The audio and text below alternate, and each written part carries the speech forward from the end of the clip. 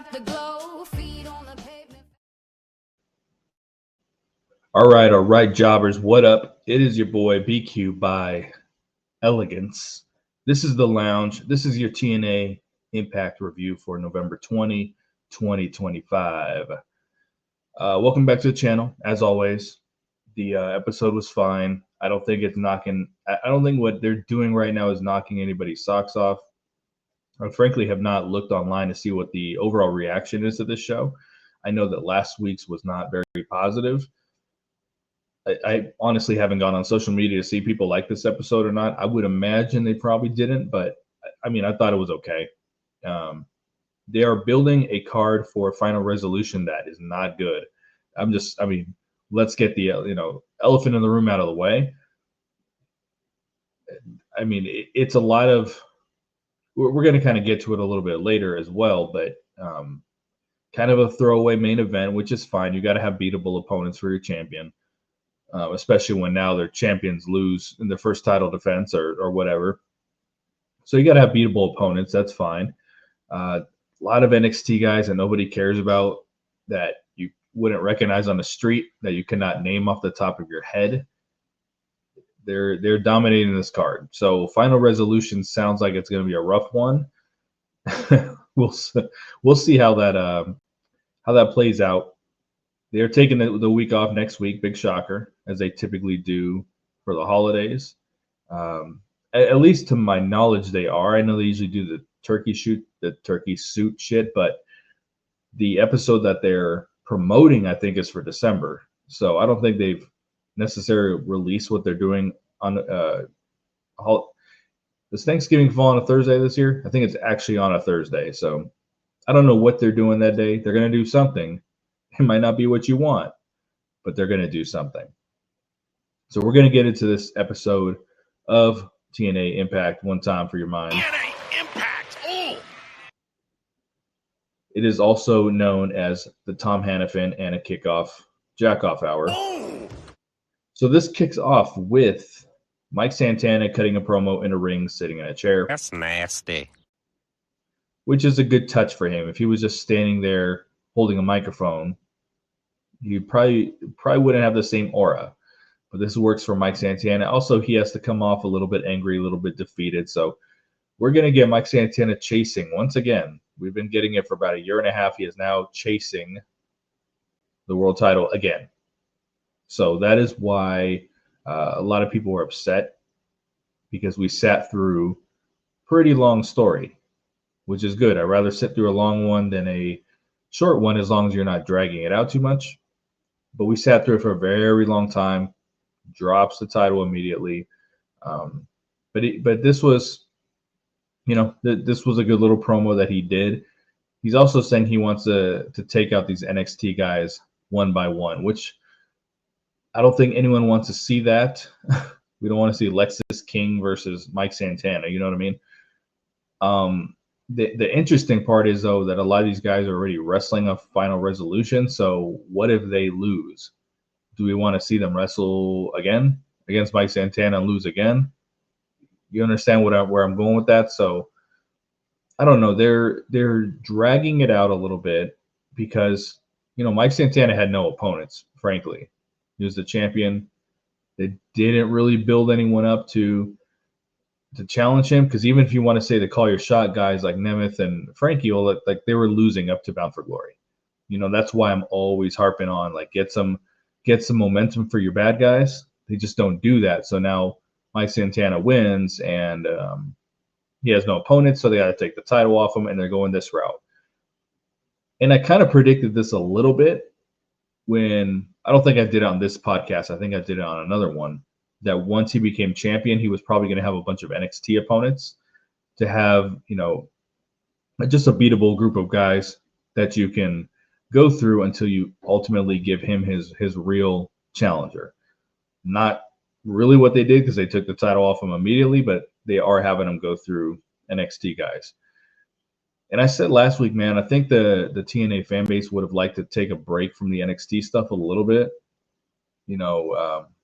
We understand it's a partnership. Totally get it.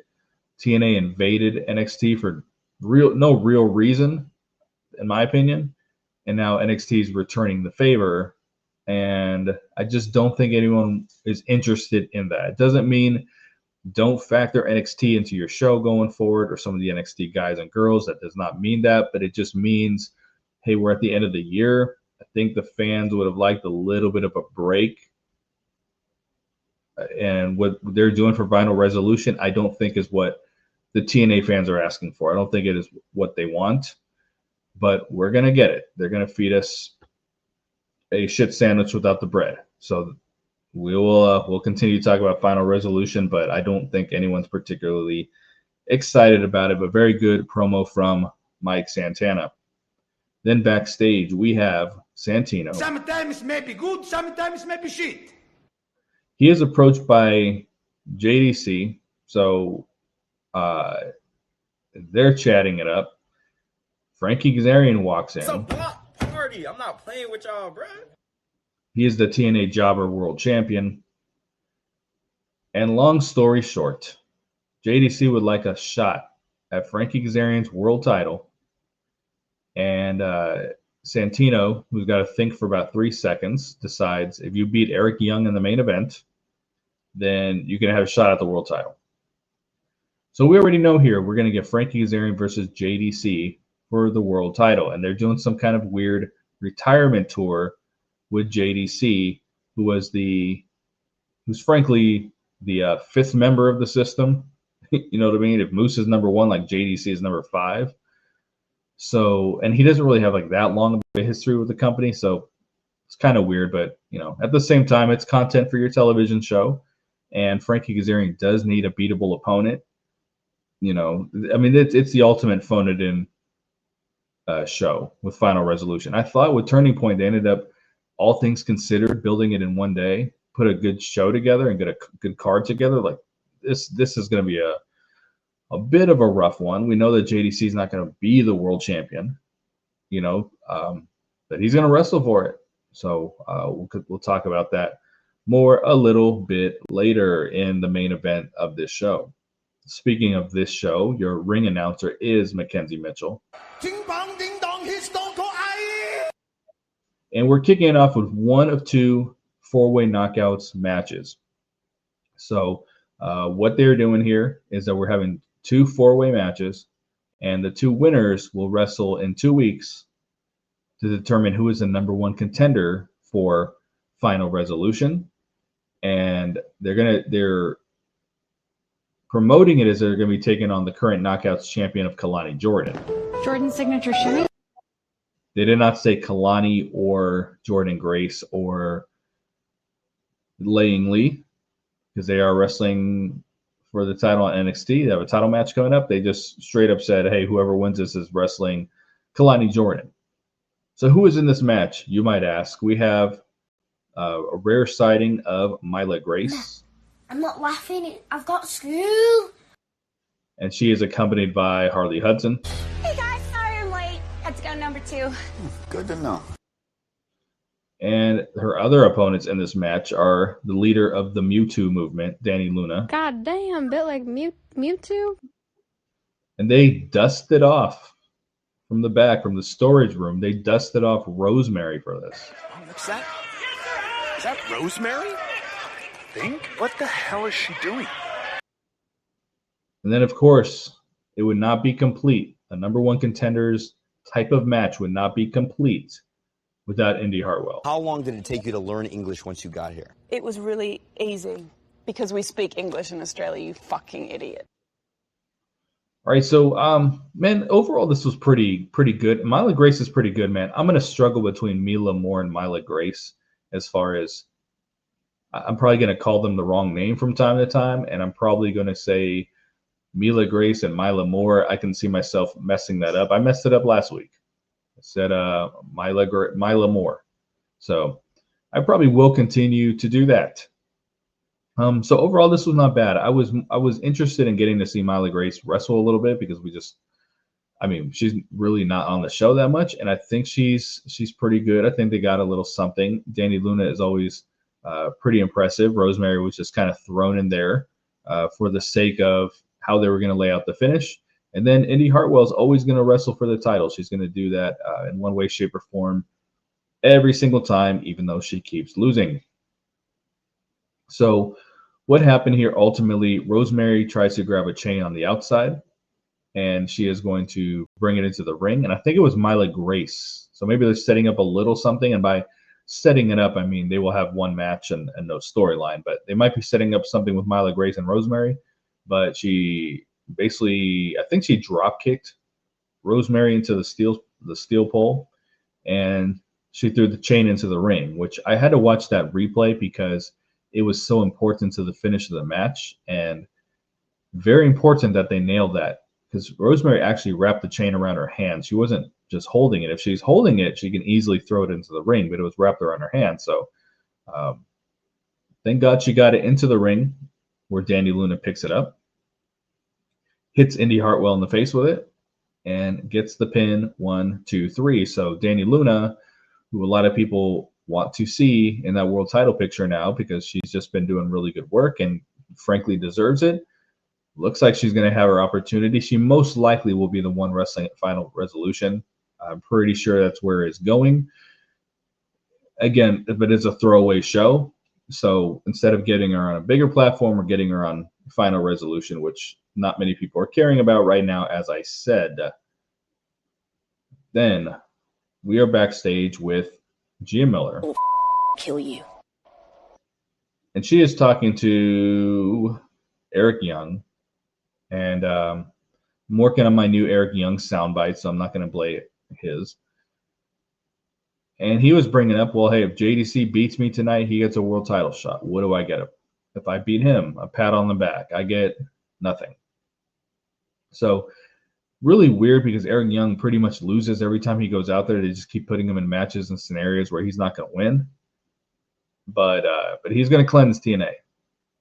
King of the Juice cleanse is upon us. So I keep saying the cleanse has been delayed to December 31st, 2026, and that very much may be possible. Then we are backstage again with... Sometimes may be good, sometimes may be shit. And he is with Ariana Grace. I'm sorry that people are so jealous of me, but I can't help it that I'm popular. So they're talking about the NXT outsiders coming through. Very conveniently, walking up, we get Steve Maclin and Jeff Hardy. And they're trying to talk about how do we get these NXT guys back over here? Since they just want to show up, they're talking about, well, somebody let them in. Let's see if we can bait them back in.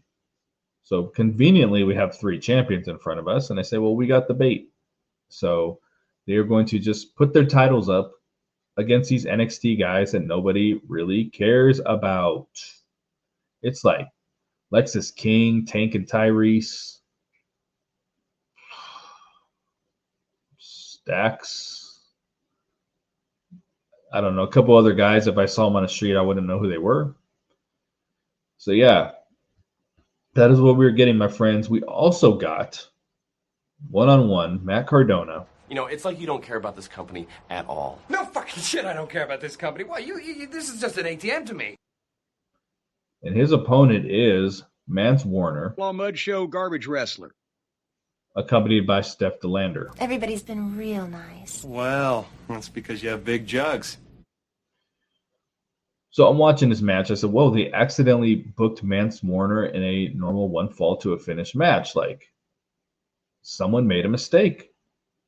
He's just wrestling.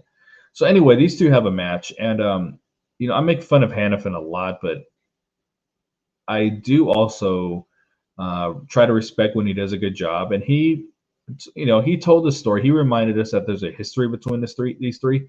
I would have never remembered. I'm not going to lie.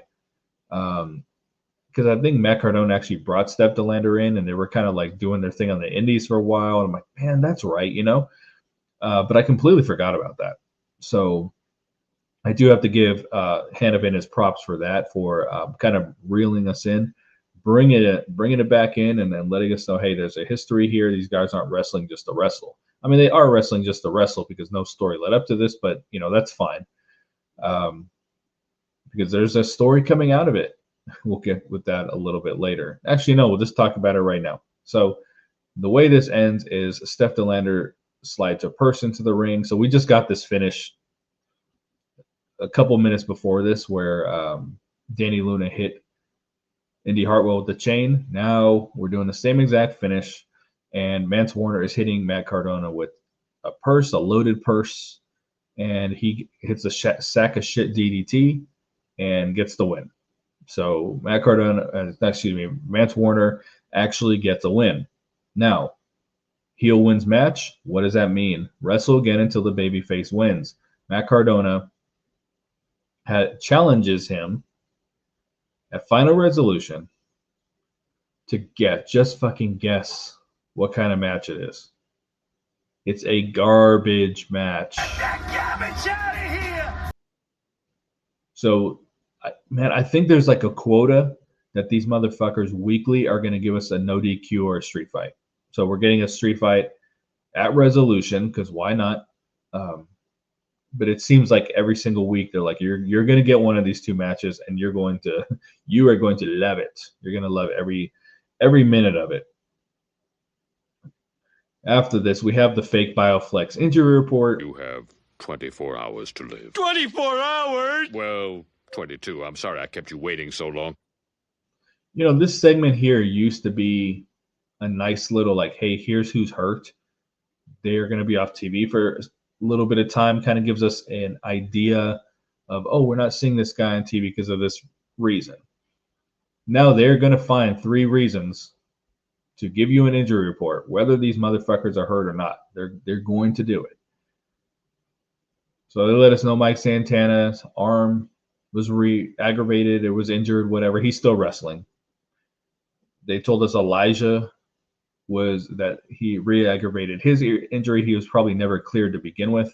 I think they just brought him in to do a couple angles because they felt like they needed him.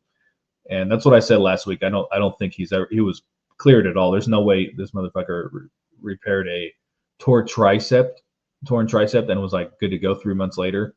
There's just no way. Only John Cena can do that. So Elijah is not coming back after that. So we'll probably get him again here in 2026. And because they needed a third one, Hannafin asked us to let us know due to the NXT attacks that all TNA wrestlers are being monitored. The fuck does that mean? So, and then he's hoping that Santino makes it official for the garbage match between Cardona and Mance Warner at Final Resolution. Santino's never turned down a match. All you have to do is go to him and ask for the match, and he's going to pretend to think about it for a second. And okay. He has never told someone they can't have a match. So we're going to get the garbage match.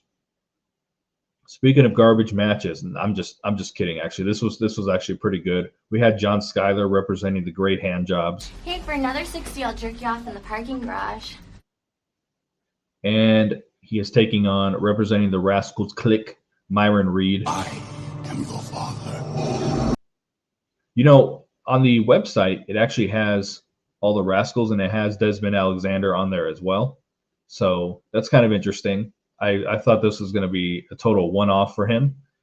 So we'll see. But, I mean, he did not wrestle on this set of tapings. He was not there.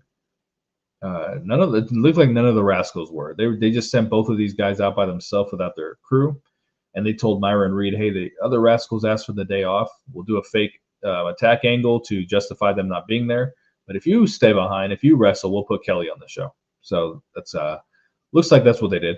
Anyway, John Schuyler, who in his own right is a good little hand. He can work a little bit. So he had a very good match with Myron Reed here. I've always said this is the best guy out of the Rascals group. Yes, he flies and flips and does the things the others do, but there's a lot more storytelling in the ring with this guy than, Zachary Wentz or what Trey Miguel does sometimes. I think Trey Miguel's good also, as I said, but the more Rascals you put together, the more logically does not make sense in the ring. They might do some like really, really cool things, but you put them all together and it's like watching an AEW match basically. But Myron Reed is very good. I enjoy very much when he is in one-on-one competition. I would love to see them keep this guy around long term. I don't know if that's what they're going to do. My gut kind of tells me they're going to head to AEW when the contracts are up on Trey and Wentz, but I don't know. That's just kind of like my gut, but I hope that we see a lot of Myron Reed going forward because he's very, very good. We get another fuck finish, so 3 in a row. I mean, the heels are winning on this program. I guess that's the cool thing. But we get a fuck finish where Jason Hodge comes down. There's a roll-up going on in the ring. He basically reverses it. John Skyler holds onto the rope, and he gets the win. So the Order 4 wins. They win a match. Unfortunately, Myron Reed never does. And Myron Reed, had that great match at one of the TNA Plus shows where he wrestled Leon Slater. And that's one of those matches, man, that he came out so good, like, now push this guy to the next level. I'm not saying put him in the main event picture, but do something with him. But they just kind of went back to what they were already doing with him, which was nothing. Another knockouts 4-way number 1 contenders match, qualifier match, I guess you could say. We had Victoria Crawford. My favorite match was with Melina and Alicia Fox. And she's accompanied by Tessa Blanchard. Oh, I don't like this. That if the Nuggets don't win. And noticeably, Mila Moore was not with them. So was that a total one-off thing where she just had to fill in for her? Because I would like to see Mila Moore be a part of this. I would rather see her with Tessa than Victoria Crawford, but I would like to see her part of this. That would be a good spot for her. So I'm hoping that is what they're doing. Her other opponents feature Jody Threat. I just felt like running. The returning Killer Kelly. I'm pregnant. Fuck off. What? What? I'm pregnant? And Queen of the Rubber match. Zaya Brookside. So she ends up winning this thing. So there will be no 4-way rubber match going down with Zaya Brookside this time. But I looked at this match. I said, there's 3 good wrestlers and Victoria Crawford in this match. I think the first one was a little bit better, but I was enjoying this one as well, too. And it felt good to see Killer Kelly on screen. We did not see her a lot. Everyone really, really likes her. I do not expect her to be around past the year. I think whenever this contract runs out, that she'll be gone. I mean, I think the writing is on the wall because they don't use her. Hannafin trying to polish a turd lets us know that Killer Kelly has had multiple shots, including this year, for the world title. So they're trying to make her sound relevant to the match, and that's fine. That's what a commentary team should do. So I enjoyed seeing her in this for more ways than one, obviously, but I enjoyed seeing her in the match. Knew she was more than likely going to take the pin. I think if you're just kind of looking at this group, you're kind of like, yeah, Killer Kelly's probably losing this thing, and she does. Some very, very bad camera work happened at the end, where we missed the Brooksy bomb that got Zaya Brookside the win. I would imagine, just kind of based on everything, that they might try to go Tessa and Jody Threat here for a little bit. I keep trying to create storylines and angles and matches for them that don't have anything to do with the title, and I always find myself disappointed. But we'll see if that's kind of what they do. Usually, when you have these 4-way matches, you try to somewhat break them off into other feuds. But we'll probably just get Tessa versus Jody at Final Resolution with no story whatsoever. That's probably what will happen. We will see. I am just knocking this review out today very, very quickly. We had a video package featuring Jada Stone. I got into a different kind of entanglement. An entanglement? So I thought the Mila Moore one was better, but this was fine. This one kind of felt a little bit long, but I wonder what they're going to do with her. Like, I see her as she's good and she's athletic to where she's different than what they have on the roster right now. I kind of see an indie wrestler is my point. I don't know what they're going to do with her. Like, I just have a hard time seeing her in feuds. I see her more in that Killer Kelly role that Rosemary role where like, okay, we're gonna dust you off every once in a while and put you in a 4-way number 1 contenders match. Like I kind of see that for her, but I'm glad they did this. They obviously did it with Bioflex legend Mara Sade for a while. She had a couple of the video packages. They had Mila Moore last week, and now Jada Stone this week. So that is a good piece of business for us to understand and learn about these people coming in. It's unfortunate we didn't really get that with Harley Hudson and Mila Grace. Mila Grace. Is that who? Oh my God, that is going to kill me for a long time. It's going to drive me crazy. But really good that they do these kind of things, and hopefully for Mila Moore and Jada Stone, we actually see them going forward. I can see how they might utilize Mila Moore. I'm just not seeing how they would utilize Jada Stone quite yet. I think it would be in their best interest to find her a tag team partner on the roster, but we will see. So the couple times she wrestled, she was very athletic, obviously a little bit green, like a tad reckless. Shout out Victoria Crawford.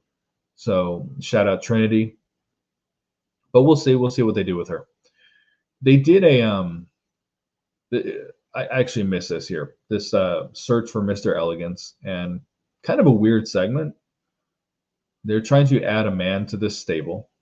The first guy comes out and he talks, and Ash knows who he is immediately, and then gives him the vag. I don't know if that's her real life husband.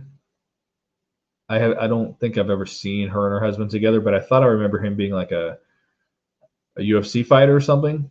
I think I would imagine that was her husband. And then another dude came out with a salmon suit. He had a pretty good look.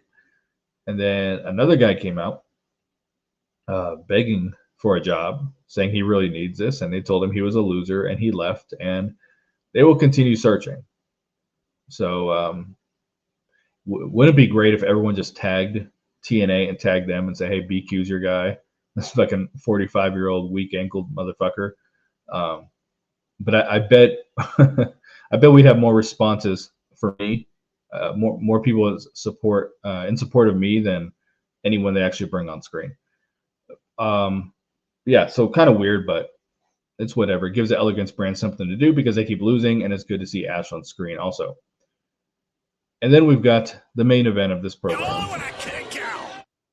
It is the aforementioned Eric Young versus JDC. These are spirit fingers, and these are gold. And I don't know. I'm going to assume not, because they usually don't. I don't think that Mackenzie Mitchell announced the stipulations of this, that if JDC won, he was a number 1 contender. So I'm pretty sure the people in the audience, in the crowd, were just watching a wrestling match and had no idea why. I don't think they had any clue that there was any stakes. And, it was a good match. It's not obviously not a main event worthy match. That's not something you want for your main event on a show. But it was a good match. Both of these guys can work. So, they put on the better of all the matches that we saw tonight. And JDC obviously wins. Like, we know it's going this direction. Frankie Kazarian is on commentary, and we are getting JDC at Final Resolution challenging for the title. There was a point here where Santino ran down the card for Final Resolution, and he mispronounced every single name. When he said Sticks, that actually popped me a little bit. Sticks instead of Stacks or whatever. Man, but other than that, dude, it was so unfunny. Like, he forced 90% of those where there was no joke. He made it a joke, and we're just going to keep getting Santino. They are going to force feed us Santino and his humor for all of 2026 and beyond, I think. So that's going to do it for me this week. We ran about 15 minutes less, and I'm working on some other podcasts that so I did a podcast with the talking about all the knockouts maybe like 3 months ago, and I wanted to do one for the men, and I started it and found myself kind of bored. It was just, I don't know, it just wasn't as exciting as doing the knockouts one. But what I'm doing right now, I'm trying to rank the knockouts from top to bottom as far as who I think is the best wrestler. And I'm trying to do that with the guys as well. I think that'll be a little more interesting and entertaining for me rather than to just go down the roster and evaluate everybody and talk about them. I can still do that as well. I can evaluate them a little bit. But if I start from the bottom, like, hey, here's who I think is the worst wrestler all the way to the top, and it's not a knock on anybody. It's just someone's always going to be at the end. You know what I mean? That's just how it is. So that's something I'm kind of working on.